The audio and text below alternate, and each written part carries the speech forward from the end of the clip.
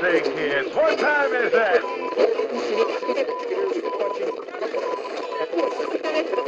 Hey everybody, Keith here from GeekTime TV. I'm on a break from work here trying to adjust to the high altitude of the Mile High City in Denver, Colorado.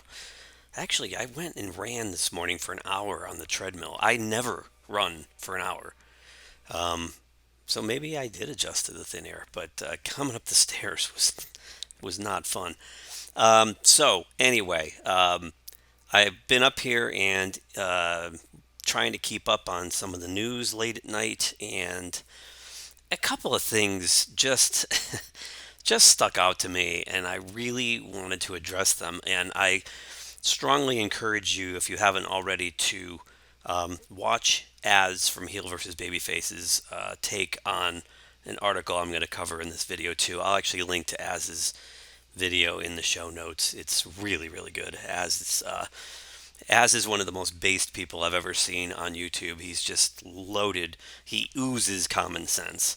And I really admire and agree with a lot of his takes on things. So just for starters, I mean, we've seen the fallout from the Batgirl cancellation. We've received comments in some of our videos about it and about David Zaslav. Um, you know, it's amazing to me how many people who are activist minded or SJW uh, tendent to ignore financials when they're standing up and making arguments, and their arguments are really bad. I mean, I just trying to justify things that keep losing money over time. Don't you think that people like David Zaslav and the corporate accountants at Warner Brothers have thoroughly run the numbers over the course of the last couple of years? And they're not running the numbers over the last year. They're running the numbers over the last probably 5 years, maybe 5 to 10 years. And they're looking at what's transpired with their content releases in relation to the financial profits that they're making. And it just seems like the people, the progressives that are on that side, that are way, way out there on the left, on the fringe, are just living in this imaginary world, this vacuous world where capitalism's a bad thing. And the idea that these giant corporations that have taken control of these properties and have turned them into billion-dollar moneymakers, somehow that's a bad thing when things don't go their way. But it's a good thing when they want to stand up and defend it. Um, People who sit there and say F capitalism. I actually saw a tweet, not to go off on a tangent, but we recently had our big Comic Con in Connecticut, Terrificon, run by my friend Mitch Halleck. And I saw someone who said that they went there, and on the last day they came home and tested positive for COVID, so F capitalism or something to that effect. And, I see stuff like that and I laugh because they're making their point on their iPhone or their smartphone or their computer or their tablet, something that they acquired because of capitalism. They had the freedom of choice to go and buy the device, and they have a freedom of choice to go on and use the internet. They have an internet service provider, which is capitalism.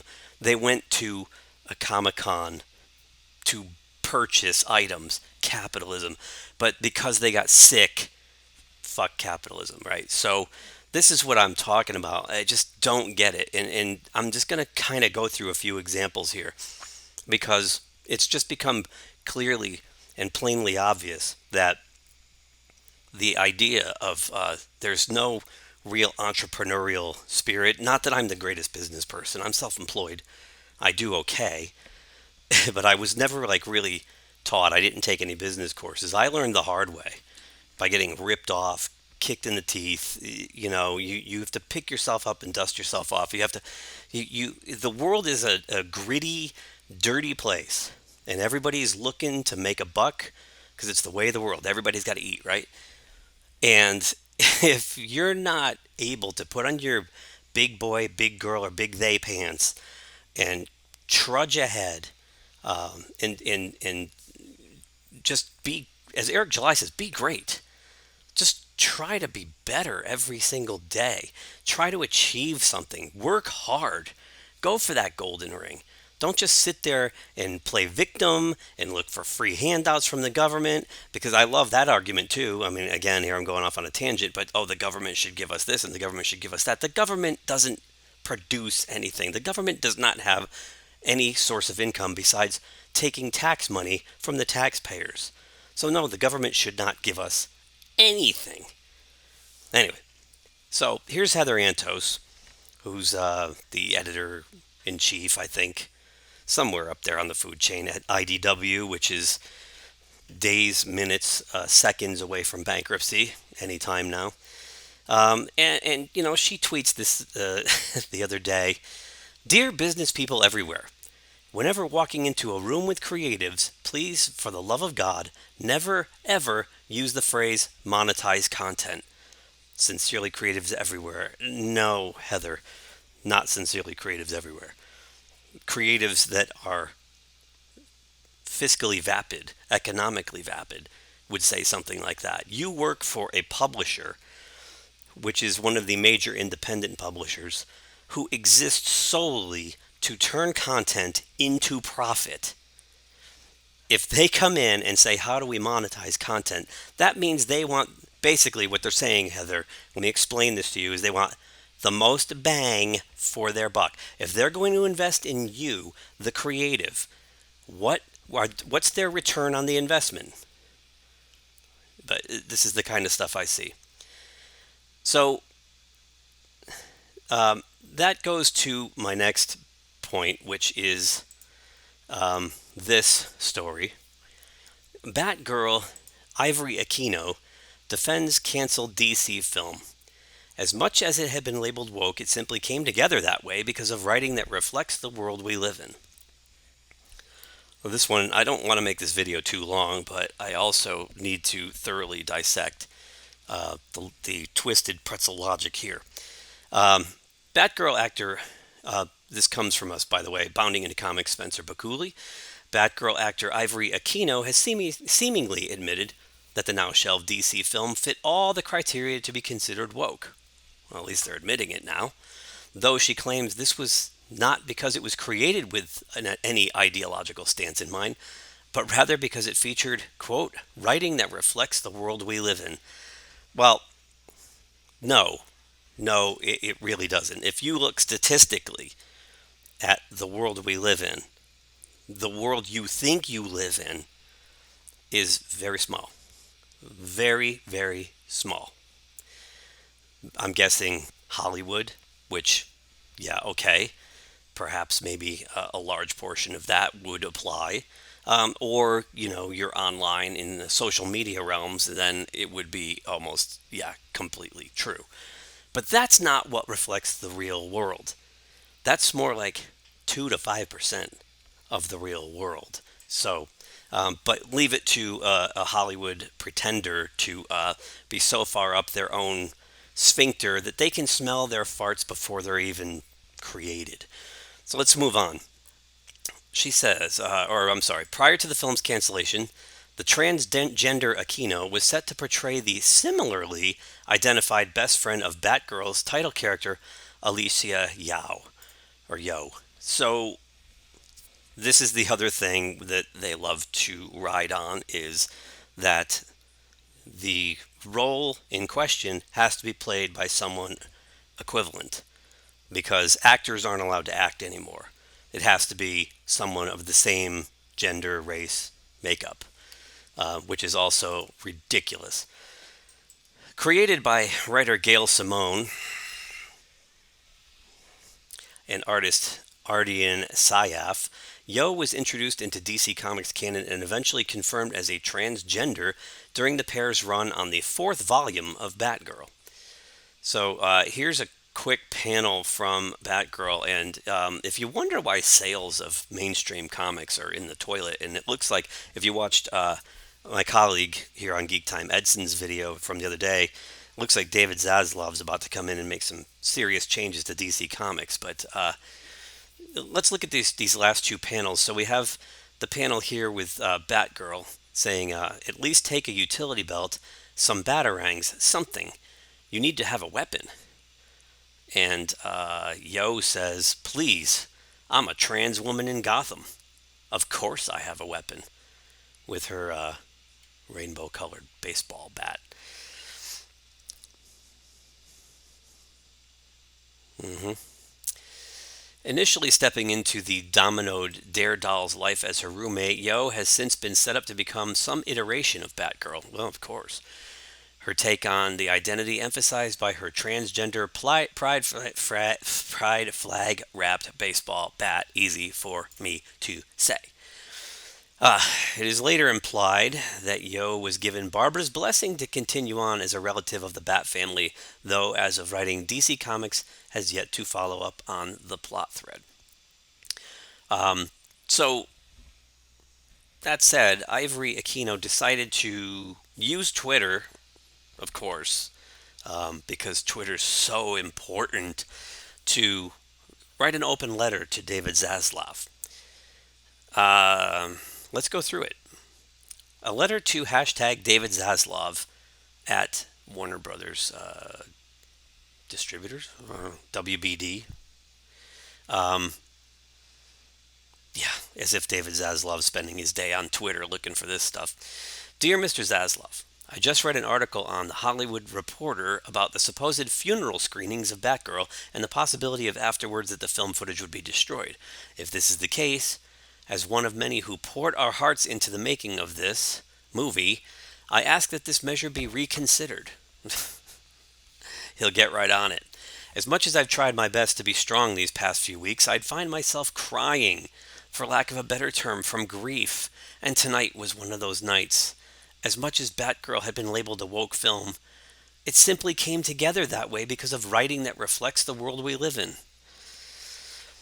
For me, more than anything, it is a father-daughter story in which hits close to home as my dad passed a year ago, shortly before I booked this project, and I was hoping it would resonate with other children around the world, grown and not so grown, who hold their fathers in the highest esteem, and who could see Batgirl as a story of that special bond.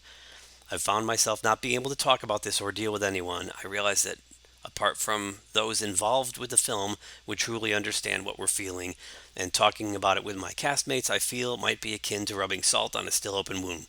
My heart goes out to Leslie Grace and our beloved directors and entire cast and crew who spent months dedicating all to this endeavor. Leslie checked in on me the other day and we found out of the shelving and not only had words of comfort and support. I dared not ask since she spent nights holding back tears like I have because she has had to put on the face of our Batgirl family and has had to put on a brave face as a way of taking care of us the way she gracefully steered our film. Tonight, I finally got to talk with a dear friend here about these intense feelings who shared with me an anecdote which helped provide inspiration for this letter to you. They said the head of a company like one like one large cog atop increasingly smaller cogs underneath. One seemingly small movement by this large cog may seem relatively tiny, but for those little cogs at the bottom, they can be spinning tenfold, and the effects can be seismic. And it goes on and on. I'm not going to finish it because we get to the point. Um, I'm sorry she lost her father. I just had a dear friend of mine that I've known since high school have the same thing happen just last week, and the funeral was heartbreaking. I'm sorry, but you are not the only person affected by this. And I have an amazing relationship with my daughter. We are really, really close. And I know what would happen if I passed on her. The thing here is, these people are so. They live in a vacuum, they exist in a vacuum, and they cannot see the bigger picture because it's all about them. It's all about them. You know, I'm sorry you worked on a movie that got shelved, but you did get paid for it. You did the work. Maybe look, we know how this works. It's going to show up at Comic Cons on optical physical media. You're going to be able to buy bootlegs of it. Come on, who are we kidding here? It's just the whole idea that David Zaslav should throw bad money after bad money just to appease this one person or this small group of people. is insane, and it goes right along with the thinking of Heather Antos and a lot of these other people that monetizing content is somehow a criminal thing, and that it should just be put out there regardless. And I'm looking at you too, Kevin Smith, because you're an idiot for saying what you said about this. And now we have to go to something I'm going to segue a little bit differently. It still ties into the economics that goes along with this line of thinking. And it is an incident that happened at a podcast convention. I don't know if you can hear all the noise in the hallway, but it sounds like there's a party outside. So there was a podcast convention in Dallas called Podcast Movement, and the Daily Wire had a booth there. And as one of the major players at the Daily Wire, Mr. Ben Shapiro made a surprise appearance, unannounced appearance. And this apparently triggered most of the people in attendance at the podcast movement. This person here, Tal at Podmov, at Starplanes on Twitter, says, as a trans person, as a queer person, as someone with a uterus, this does not make me feel welcome. This does not make me feel safe. What's Ben Shapiro going to do? Shoot you? How do you not feel safe? Because someone who has a conservatively slanted podcast shows up at a trade show. And she goes on to say, hey, podcast movement, directed it right at him, what the fuck? And then whoever screen capped these tweets are protected. I have to point out that I tried to find this person, and whoops! I don't know how that happened. I don't know who this person is, but apparently they don't like me or Edson or our channel. So, well, who cares? Not this guy.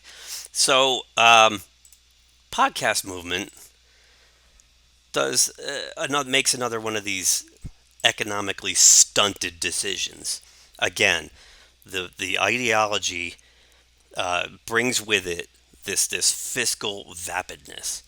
So Podcast Movement tweets out, "Hi folks, we owe you an apology before sessions kick off for the day. Yesterday afternoon, Ben Shapiro briefly visited the PM22 Expo area near the Daily Wire booth. God forbid he went to his own booth. Though he was not registered or expected, we take full responsibility for the harm done by his presence." Now, how can you stand by? What harm did he do showing up posing for pictures and probably lending advice to people on how to maybe springboard their podcast career? Maybe some people might have tried to get jobs with the Daily Wire who've been unsuccessful doing it through the electronic method. Now they get to talk to Ben Shapiro face to face. They might have something to offer his company. It's not like he went in there and started throwing chairs and attacking people who think differently than him. But this is how the response comes back. They kept going. There's no way around it. We agreed to sell the Daily Wire a first-time booth based on the company's large presence in podcasting. The weight of that decision is now painfully clear. Shapiro is a co-founder. A drop-in, however unlikely, should have been considered a possibility. You think? You see, again, the lack of business sense, this total lack of awareness. They know who the Daily Wire is. They know what the Daily Wire brings to the table. They're happy to take the money. They're happy to take the money to put on their little expo. But God forbid Ben Shapiro walks in. You know, what probably would have made it worse is if Matt Walsh walked in. Now, if little, what was her name? Star Planes really wanted to feel unsafe, maybe hide under her little expo booth. If Matt Walsh came in, because God forbid they want to have some discourse with him. See, because they don't want to have discourse. They don't want to have any kind of a debate in which they could be proven wrong and or not have any answers to questions. So they just decide to silence people who go against them. Those of you who called this unacceptable are right. In 9 years of growing and celebrating this medium, PM has made mistakes. The pain caused by this one will always stick with us. We promise that sponsors will be more carefully considered moving forward. So, this is it in a nutshell.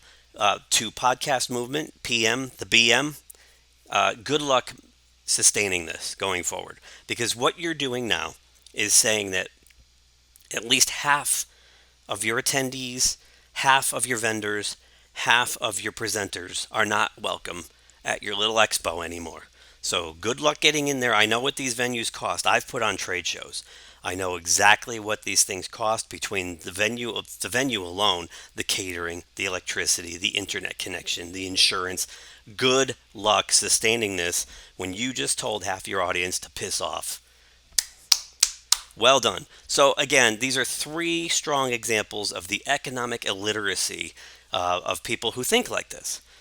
And for the people who are supposed to be so tolerant and so accepting and so unifying, all I see is hate, division, ostracization, and a complete lack of understanding of how to make a buck, clearly. So anyway, those are just my thoughts.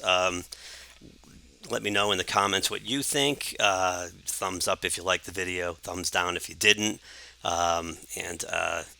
Yeah, I'll try to get back to some of you. It's getting really hard to answer people's comments, and I appreciate, we both, Edson and I, appreciate everybody writing in. But to carry on conversations, we just can't do that anymore. Like, I don't want to sound like a dick or anything, but there's too many coming in, and we just can't keep up. So it's no offense. We'd love to be able to keep going and have these conversations, but we're kind of new at this, and this got out. It just grew on us a little quick. So bear with us. We're going to keep kicking the tires. We're going to keep working the kinks out. We're still very, very green. But anyway, thank you to everyone who subscribed. Thank you to everybody who likes and comments. And we will see you soon on the next video. Bye for now. If you enjoyed this video, please give us a thumbs up below. Also, please subscribe to GeekTime TV. It really helps us grow the channel. And make sure you hit that bell icon in order to receive notifications every time we drop new content here. You can also check us out on social media on Twitter, Facebook, and Instagram at GeekTimeNet. Thanks again for watching. We will see you soon. Say, kids, what time is that?